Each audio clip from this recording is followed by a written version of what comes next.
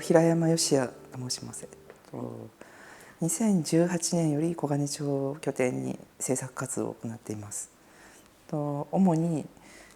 映像等々を使ったインスタレーションを制作しています。人が何気なく撮ったスマートフォンとかで何気なく撮ったプライベートの写真を並べていったらなんだろう、普通従来の映画とか、ドキュメンタリーとかその撮影者の記憶とも違う不思議な連続っていうか、その人自身を表すような時間の流れみたいなのが表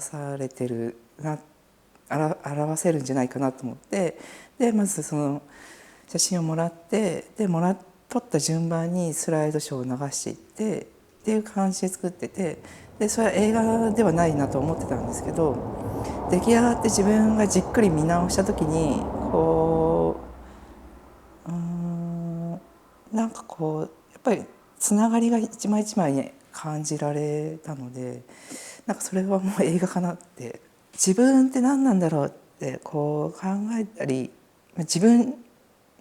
一人が何なんだろうっていうよりは、自分たちとか人間とか生命とか地球とか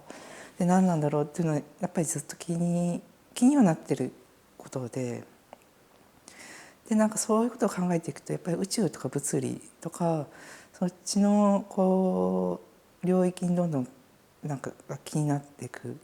けど、知識がないのでなかなかそこには深く立ち入れられなくて、なんとかそこの作品を作りながらそういったことをテーマにしたいっていうのがあって、まず宇宙とか、そういうものに興味があったり、そういうビジュアルみたいなのも興味があったりして、でそういうのは多分感覚的に映像の星をあそこに星を出そうっていう発想につながったんだと思います。写真でいう静止画がずっと映し出されていってる中に、ああいった星がずっと流れていく、いわゆる時間が流れてたりとか、川の流れのようだったり、一瞬ずっと同じようでもずっと常に物事って変化してるなっていうのがあって、でそれに対してプライベート写真ってその時間を留めておきたいとか、永遠に残しておきたいとか、忘れないためにとか、そういった願望が写真を撮るっていう行為につながると思ってて、ものすごく星の流れっていうのはそれに対して対照的っていうか、現実的な時間が流れを止められないっていうのがあって、その写真の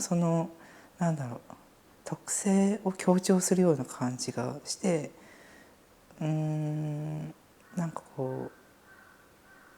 写真プロジェクションされた光に対してすごい濃い影を落とすような感じ、コントラストをすごい生み出したと思います。ただ自分でも面白いと思ったのは、作ってて出来上がってからやっぱり